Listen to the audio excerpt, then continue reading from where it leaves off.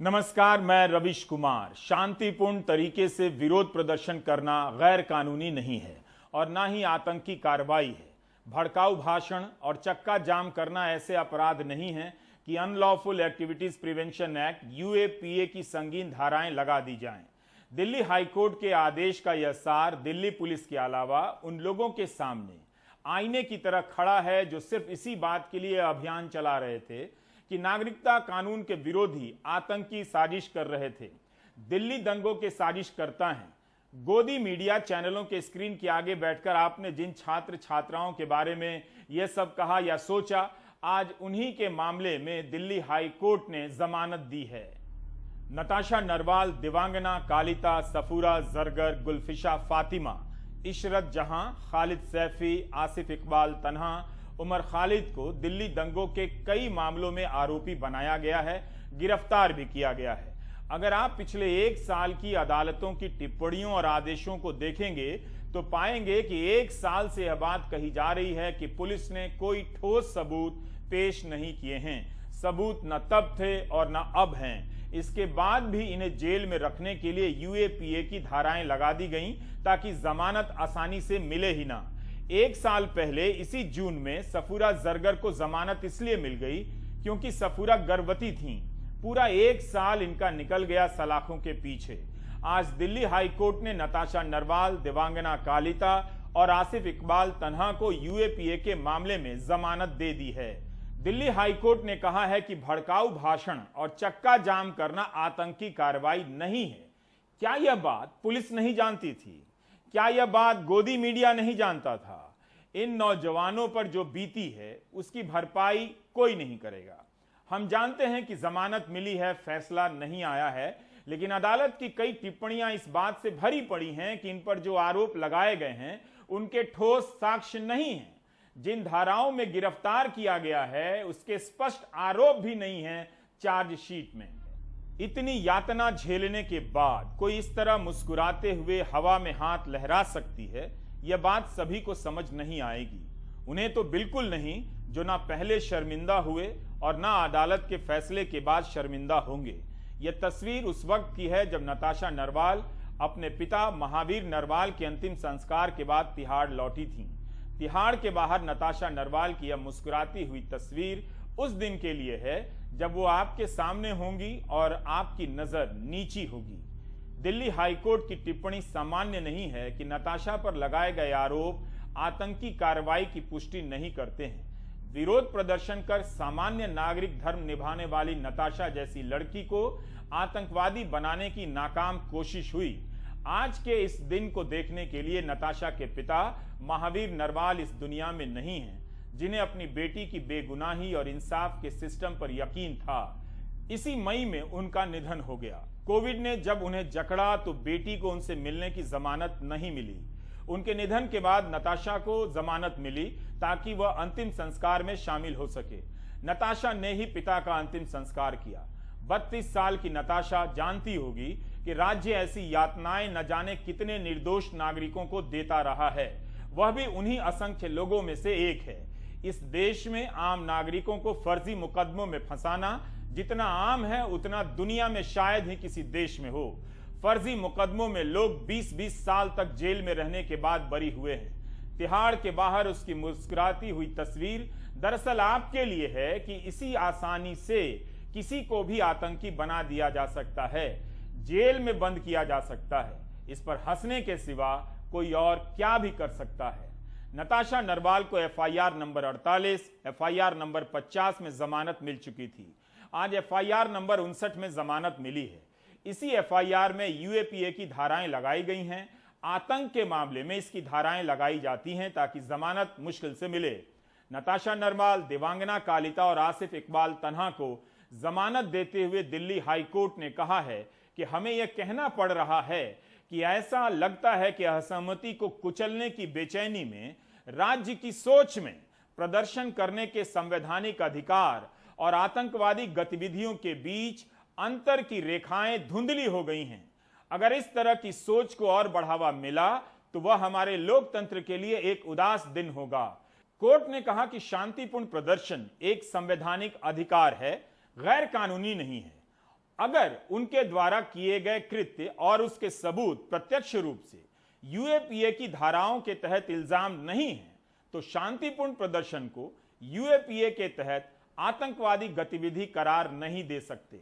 पिछले साल सितंबर में जब दिल्ली पुलिस ने 17,500 पन्नों की चार्जशीट दायर की थी, तब कहा था कि चक्का जाम लोकतांत्रिक नहीं है।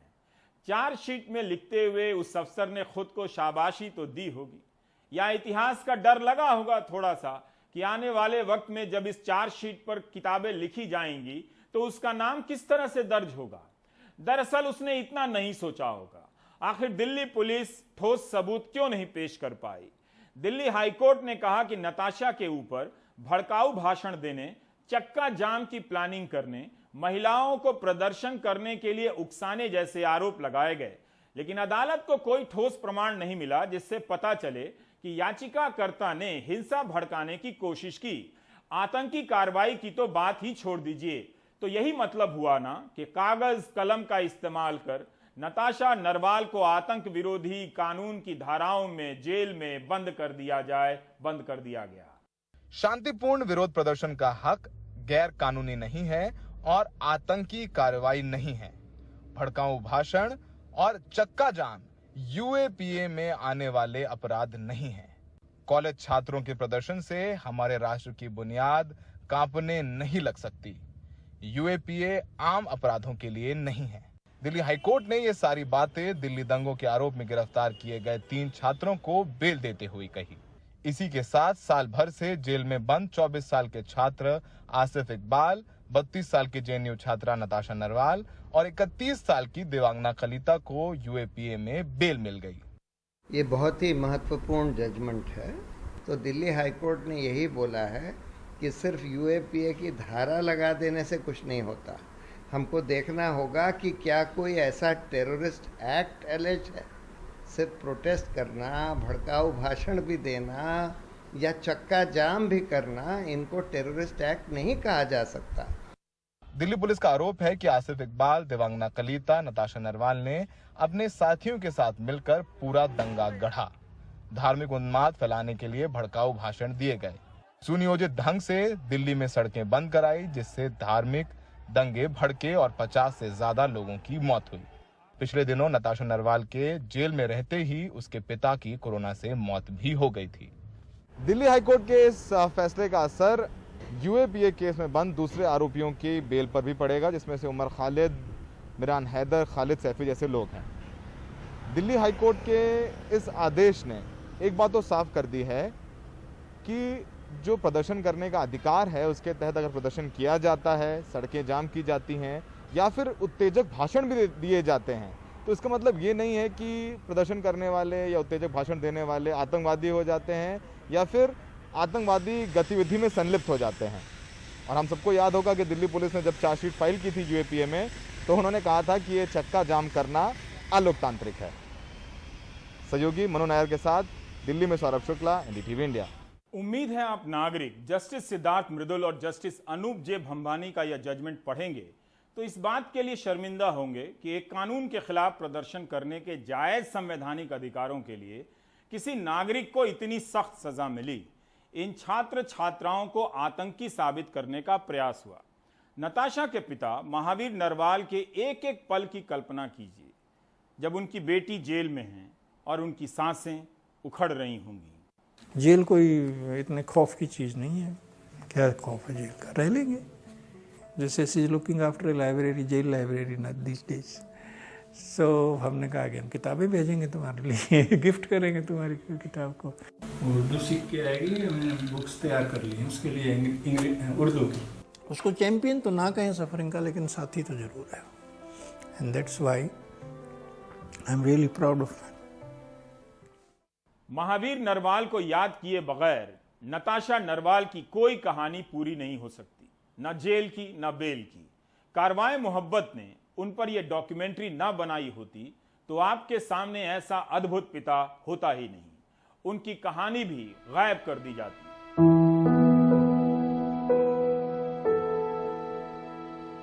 महावीर नरवाल कभी नहीं डरे कि बेटी को पुलिस ले गई। 13 साल की थी नताशा जब उनकी मां गुजर गई। 32 साल की उम्र में उनके पिता नहीं रहे।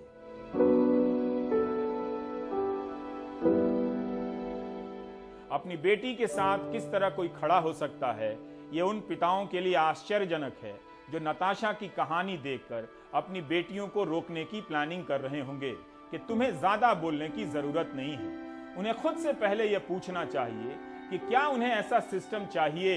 नहीं चाहिए तो उन्होंने ऐसी कहानी के सामने आने पर क्या किया।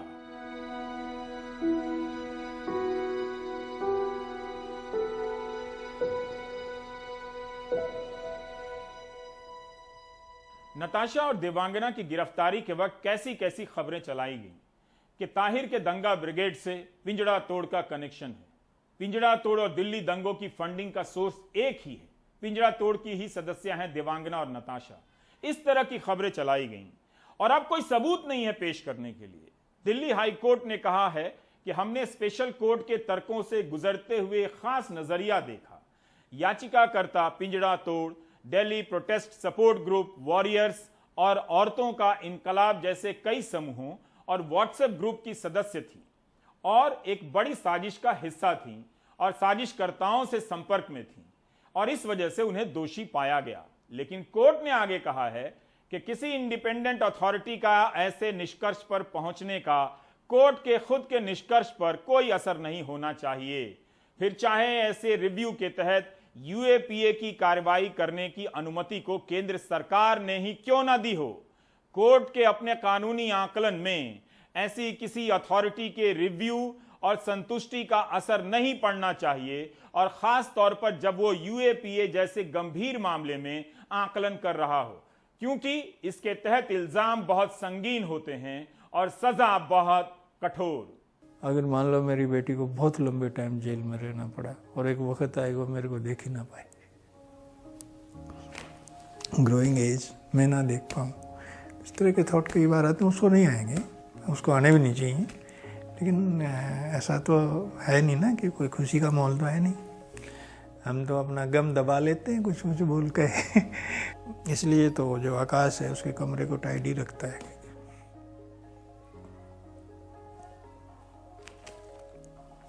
जब वो आएगी तो उसका कमरा ठीक ठाक मिलना चाहिए।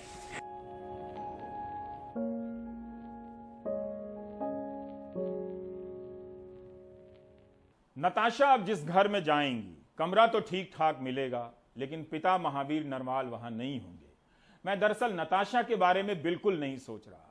मैं उन अफसरों और उनके परिवारों के बारे में सोच रहा हूं जिन्होंने ऐसी चार्जशीट लिखी। काश मैं आज की एंकरिंग उनके घर से कर रहा होता, उनके परिवार के साथ बैठा होता और आपको दिखाता कि ऐसे लोग भी कम खुशहाल नहीं होते हैं। हम आप जैसे लोग अदालत की जिन टिप्पणियों को लेकर लोकतंत्र और उम्मीद का जश्न मनाते हैं, दरअसल ऐसे अफसरों को कोई फर्क नहीं पड़ता है। हमें तो यह भी नहीं पता कि इस फैसले के बाद डाइनिंग टेबल पर उनके बच्चे उनसे क्या सवाल करेंगे।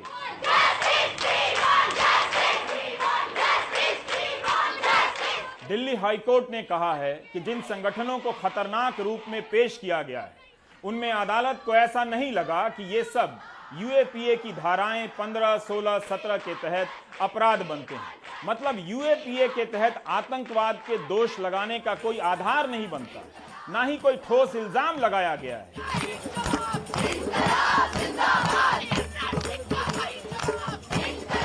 सोचिए 17,500 पन्ने की चार्जशीट बनाई जाती है और इन धाराओं के संबंध में कोई ठोस आरोप तक नहीं होते हैं, कोई साक्ष्य नहीं होता, लेकिन इतनी संगीन धाराएं लगा दी जाती हैं, राज्य का इसमें कुछ भी नहीं जाता है।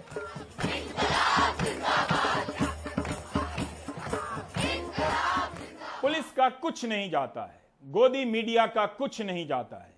जाता है तो उनका जो बिना कुछ किए इतने साल जेलों में रहते हैं, मानसिक यातना से गुजरते हैं।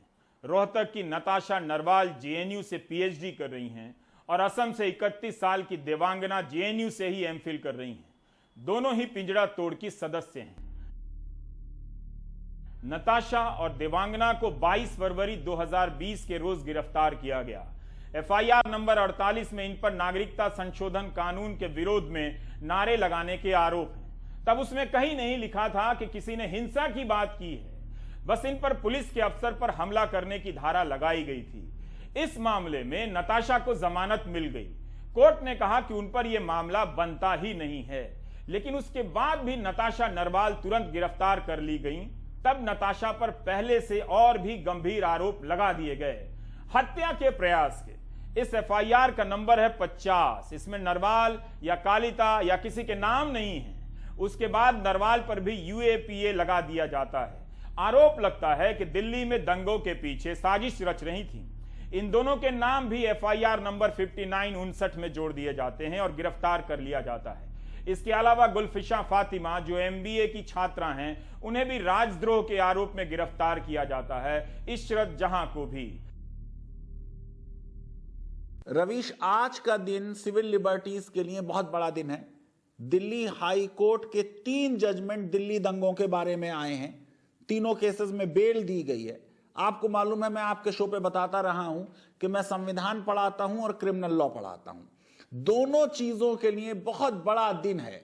संविधान के लिए अनुच्छेद 19 की व्याख्या में कह दिया कि right to protest can not be called a terrorist activity, बल्कि पैराग्राफ 36 में नताशा के केस में जज ने कहा कि अगर ये line between right to protest और टेररिज्म के बीच ब्लड होती जा रही है और ये माइंडसेट बनता जा रहा है, तो ये देश के जनतंत्र के लिए बहुत बड़ा खतरा है। इसी तरह क्रिमिनल लॉ के लिए मैंने बार बार कहा है कि fundamental thumb rule criminal law का यह है कि क्रिमिनल स्टैट्यूट्स में नैरोएस्ट पॉसिबल डेफिनेशंस क्राइम की दी जानी चाहिए। चाहे टाडा हो चाहे यूपा हो, बहुत वाइड डेफिनेशन आतंकवाद की दी हुई है। जजमेंट में लिख दिया गया कि यूपा में जो डेफिनेशन दी गई है वो वाइड है और समवॉट वेग है। मैं ये समझता हूं कि जिस तरीके से दिल्ली हाई कोर्ट के जज जस्टिस अनूप जयराम ने कहा कि अगर वाइड डेफिनेशन लेजिस्लेचर ने दी है तो अदालत का यह काम है कि कॉन्स्टिट्यूशनल प्रिंसिपल्स को माइंड में रखते हुए उसका नैरो इंटरप्रिटेशन कर दे। कोर्ट ने याकूब मेमन का केस कोर्ट किया और कहा कि आतंकवाद में क्या होता है कि हत्या होती है, कार बम हो, एक्सप्लोजन हो, हाईजैकिंग हो, केमिकल और बायोलॉजिकल वेपन्स का इस्तेमाल हो। Ravish, PUCL versus union of India का जजमेंट कोर्ट किया, जिसमें सुप्रीम कोर्ट कह चुकी है 2004 में कि आतंकवाद का मतलब है डेमोक्रेटिकली इलेक्टेड सरकार को हटाने की कोशिश की जाए, संविधान के मूलभूत प्रिंसिपल्स को जमीन पर पामाल कर दिया जाए और सेकुलर फैब्रिक को टीयर अपार्ट कर दिया जाए। सुप्रीम कोर्ट का जजमेंट कोर्ट किया 1994 का कि हर आतंकवादी क्रिमिनल है, लेकिन हर क्रिमिनल आतंकवादी नहीं। मैं ये समझता हूं कि ये जो जजमेंट यूपा के बारे में इंटरप्रिटेशन का आया कि ऑर्डिनरी लॉ एंड ऑर्डर की प्रॉब्लम को यूपा के चार्जेस से ना डील किया जाए, ये एक बहुत हिस्टोरिक जजमेंट है। कोर्ट ने कहा कि ये जो लोग हैं इनके बारे में कोई स्पेसिफिक एलिगेशन नहीं है, यानी किसी के बारे में ये कह दिया जा रहा है कि साहब उसने मिर्ची का पाउडर और एम्प्टी बॉटल्स रखी, किसी के बारे में ये कह दिया जा रहा है आसिफ इकबाल के बारे में कि साहब उन्होंने एक सिम कार्ड दिया, उससे एक व्हाट्सएप ग्रुप दूसरे ने बना लिया, उस ग्रुप में सीएए के प्रोटेस्ट के बारे में चीजें आ गई। कोर्ट ने कहा कोई स्पेसिफिक पर्टिकुलराइज्ड एक्शन उनका नहीं है जिसको आतंकवादी एक्टिविटी माना जा सके, और जिस दिन का ये वाकया है उस दिन वो लोग वहां मौजूद भी नहीं थे।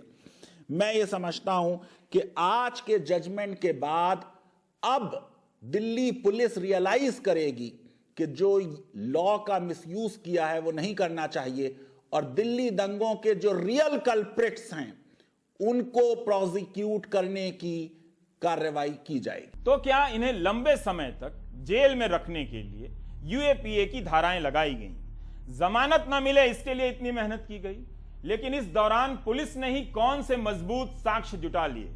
पिछले साल अदालत जो कहती आ रही है वही हाईकोर्ट के आदेश में भी तो है।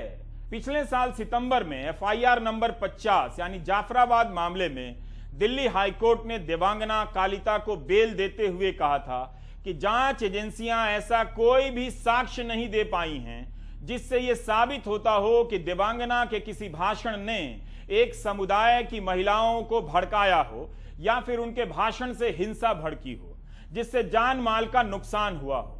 इसी कोर्ट ने नताशा नरवाल के मामले में कहा कि जो वीडियो दिल्ली पुलिस ने कोर्ट में दिखाए हैं उनसे नहीं साबित होता है कि नताशा हिंसा में शामिल थी या हिंसा को भड़का रही थी। नताशा नरवाल और दिव्यांगना कालिता के साथ जामिया के छात्र आसिफ इकबाल तन्हा को भी बेल मिली है।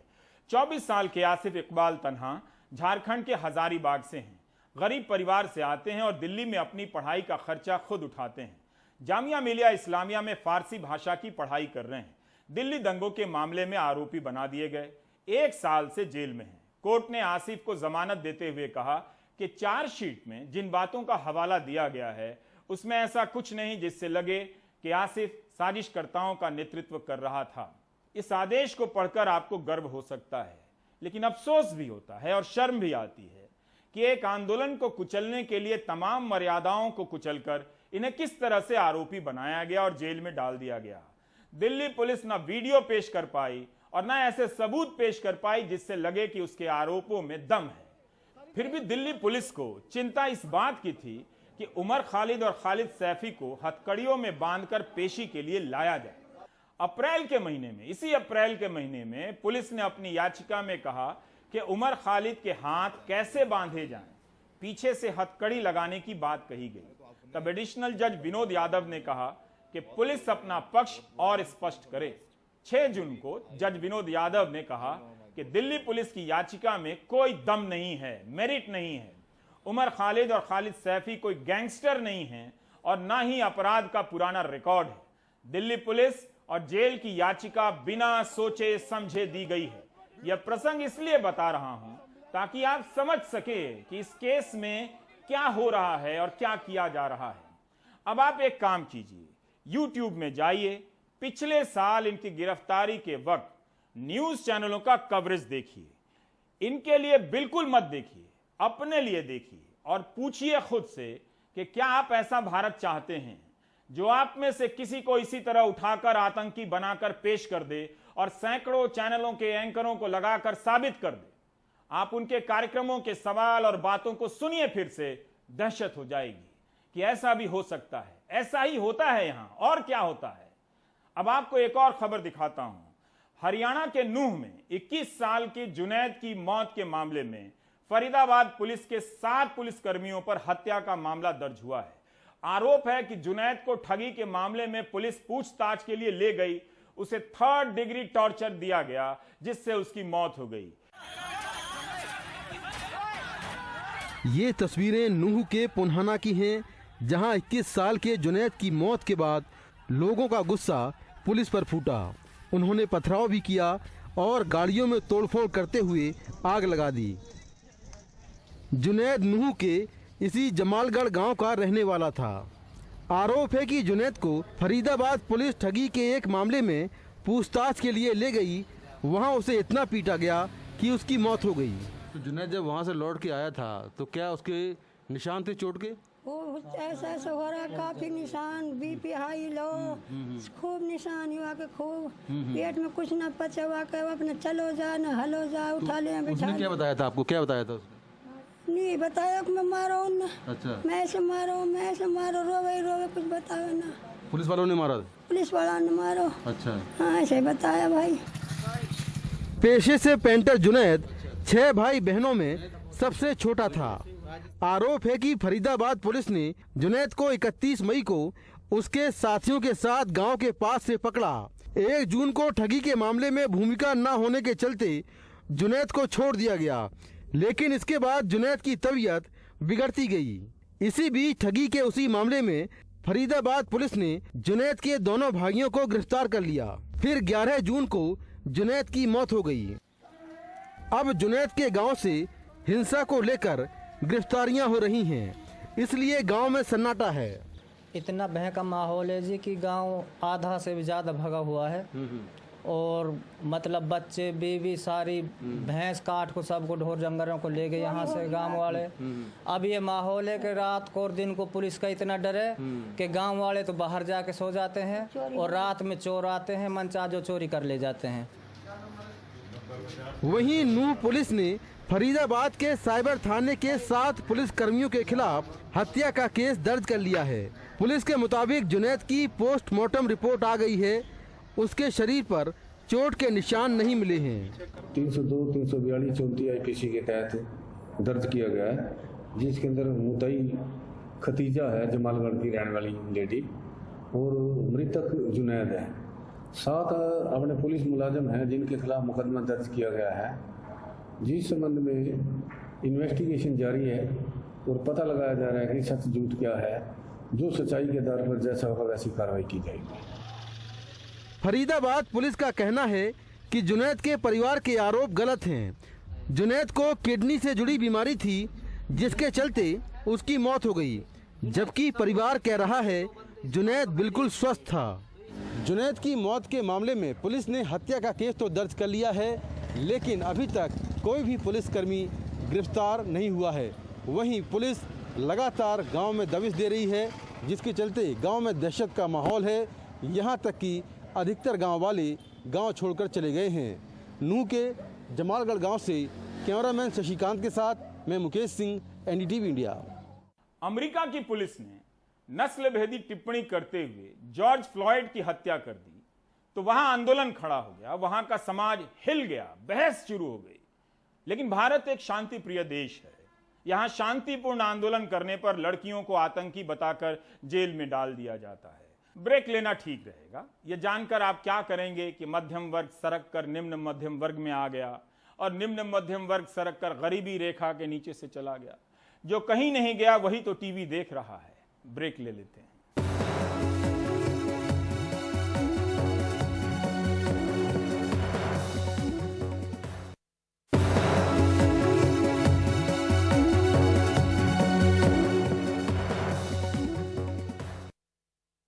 मध्य प्रदेश की राजधानी भोपाल में एक साल के भीतर 200 अस्पताल खुल गए।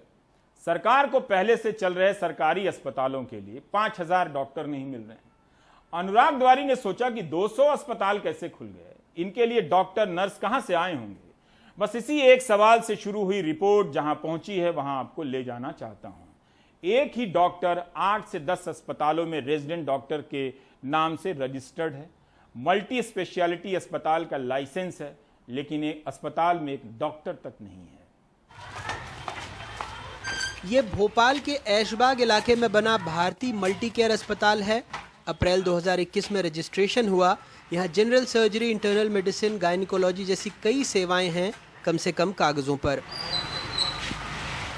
सिर्फ 2 बेड लगे हुए हैं और एक ICU भी है यहाँ पर छोटा सा, और जो इस तरफ में यहाँ पर भी ICU में भी 3 छोटे छोटे बेड लगे हुए हैं, इसीलिए ICU में और कोई सुविधाएं है नहीं। डॉक्टर्स विजिट करते हैं यहाँ पर? जी सर, विजिट वाले भी हैं, इसके बाद में जिनका रजिस्ट्रेशन लगा हुआ है वो भी हैं। जो भारतीय मल्टी केयर हॉस्पिटल का बोर्ड आप देखेंगे, यहाँ पर नेत्र रोग, general surgery, general medicine, pathology, हड्डी रोग, चर्म रोग, फिजियोथेरेपी, बाल नवजात शिशु चिकित्सा, नर्सरी, और इनको एलोपैथी का लाइसेंस मिला हुआ है। ये भोपाल का ही आशा मल्टी स्पेशलिटी अस्पताल है। अप्रैल 2021 में रजिस्ट्रेशन हुआ।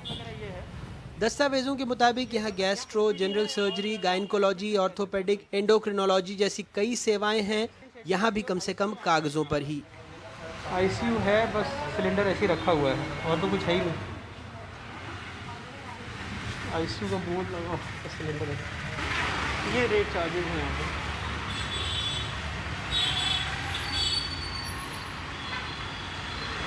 इन दोनों अस्पतालों में एक बात साफ है कि जिन डॉक्टरों के नाम से रजिस्ट्रेशन हुआ वो यहाँ काम नहीं करते। शशिकांत द्विवेदी, इसमें से कोई डॉक्टर नहीं है आपके यहाँ पर?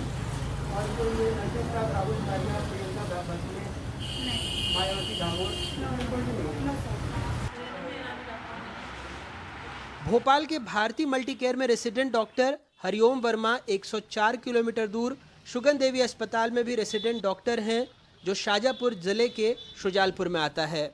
इसे आपदा में अवसर कहिए या कुछ और, राजधानी भोपाल में कुल 503 अस्पताल, पैथोलॉजी लैब, डेंटल क्लिनिक हैं, लेकिन 212 कोरोना काल यानी जनवरी 2020 से मई 2021 तक खुले हैं। इस अवधि में सिर्फ अस्पतालों की बात करें तो भोपाल में 104 अस्पतालों के रजिस्ट्रेशन हुए हैं। इनमें भी 29 अस्पताल मार्च, अप्रैल, मई में खुले। राज्य के 3 और बड़े शहरों को लें तो इंदौर में 274 अस्पताल हैं, 48 पिछले साल भर में खुले। जबलपुर में 138 अस्पताल हैं, 34 साल भर में खुले, जबकि ग्वालियर में 360 अस्पताल हैं, जिसमें से 116 पिछले 1 साल में खुले। एनडीटीवी को जो दस्तावेज मिले हैं वो बताते हैं कि कैसे एक एक डॉक्टरों के नाम 8 से 10 अस्पतालों में भी बतौर रेसिडेंट डॉक्टर दर्ज हैं, वो भी अलग अलग शहरों में।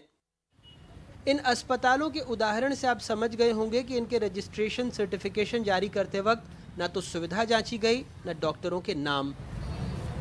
क्या आपदा में अवसर है कि एक एक डॉक्टर 10-10 अस्पताल? देखिए, ये सुनिश्चित है और नेशनल मेडिकल काउंसिल की जो आहर्ताएं हैं, जो नियम है, उसका पालन करना सभी को बहुत जरूरी है। यदि इस तरह की कहीं कोई शिकायत होगी तो निश्चित रूप से कार्रवाई की जाएगी। सही मायने में एक व्यक्ति को एक ही जगह काम करना है और ये एनएमसी के पोर्टल के माध्यम से सुनिश्चित भी होता है। मुझे नहीं लगता है कि ऐसी स्थिति होगी, परंतु यदि कहीं शिकायत आएगी तो उस पर जांच भी की जाएगी और कार्रवाई भी की जाएगी। मंत्री जी को नहीं लगता, इसलिए हमने दोनों अस्पताल उसी इलाके के ढूंढे जो उनके विधानसभा क्षेत्र में हैं। आश्चर्यजनक यही है कि जैसे इस अस्पताल में जो रेसिडेंट डॉक्टर काम कर रहे हैं वो मध्य प्रदेश के अलग अलग ज़िलों के अस्पतालों में भी रजिस्टर्ड हैं, तो आखिर ये जादू हुआ तो हुआ कैसे? जानकार कहते हैं कोई एमबीबीएस डॉक्टर अधिकतम 2 अस्पतालों में बतौर रेसिडेंट ड्यूटी कर सकता है। नर्सिंग होम में रेसिडेंट डॉक्टर 8 घंटे की वार्ड ड्यूटी करता है। ये हैरत की बात है कि साल भर में अकेले भोपाल में 104 अस्पतालों को मान्यता मिल गई। जाहिर सी बात है, सरकारी किताब में उन्होंने सारे नियम कम से कम कागजों पर पूरे किए होंगे, लेकिन सरकारी अस्पतालों में कोरोना ड्यूटी पर तैनात डॉक्टरों को 18 घंटे ड्यूटी करनी पड़ रही है। वजह है डॉक्टरों की कमी। अभी प्रदेश में 5000 डॉक्टरों की ज़रूरत है। 13 मेडिकल कॉलेज में 1000 तो सरकारी अस्पतालों में 4000 डॉक्टरों के पद खाली हैं। 16000 नर्सिंग स्टाफ की कमी है। वैकेंसी भी निकली लेकिन कोई नहीं आया। देश में अभी 11082 लोगों पर औसतन एक सरकारी डॉक्टर है। मध्य प्रदेश में 16996 लोगों पर एक डॉक्टर, जबकि WHO के मुताबिक 1000 लोगों पर एक डॉक्टर होना चाहिए। लेकिन ऐसा कैसे हुआ कि इन अस्पतालों ने सारी शर्तें पूरी कर दी, वो भी तब जब राज्य के तमाम जिला अस्पतालों में 794 ICU बेड थे और मेडिकल कॉलेजों में 3660 और उन्हें डॉक्टर नहीं मिल रहे थे। ऐसे में हैरत नहीं कि सारे अजब गजब मामले मध्य प्रदेश में ही हो रहे हैं। कुछ दिनों पहले सीरम इंस्टीट्यूट को जबलपुर के किसी मैक्स हेल्थ केयर इंस्टीट्यूट से 10,000 कोविशील्ड डोज का ऑर्डर मिला। वैक्सीन मिलने के बाद जांच शुरू हुई तो चौंकाने वाली बात पता लगी, वो ये कि मैक्स हेल्थ केयर इंस्टीट्यूट नाम का कोई भी अस्पताल जबलपुर में है ही नहीं। तो मैंने जाके इन हॉस्पिटल मतलब इस हॉस्पिटल को खोजने की कोशिश की। वो हमारे जबलपुर में इस नाम का कोई भी हॉस्पिटल नहीं है जिसकी जानकारी मेरे द्वारा राज्य शासन को दे दी गई। वैसे तो सीरम कंपनी ने बोला है कि ये ऑर्डर प्लेस किया गया है, उनके पास ऑर्डर प्लेस करने कुछ तो सीमाएं होती होंगी, कुछ ऐसे अनुबंध किए जाते होंगे, वो लोग ही ज़्यादा अच्छा बता पाएंगे। मेरे द्वारा ये जो जानकारी मिली थी तो मैंने अपने उच्च मतलब राज्य स्तर को भेज दिया है। इस खबर के बाद सरकार क्या कर सकती है? ऐसे अस्पतालों की मान्यता रद्द कर सकती है या डॉक्टरों का मेडिकल काउंसिल से रजिस्ट्रेशन निरस्त हो सकता है। लेकिन क्या ये सिर्फ 2 लोगों के बीच की मिलीभगत है? उन अधिकारियों का क्या जिन्होंने जानबूझकर आंखें मूंदे रखी, और उस सिस्टम और उस सत्ता का क्या जिसके वक्त ये घोटाले होते रहे? भोपाल से अनुराग द्वारी, NDTV इंडिया।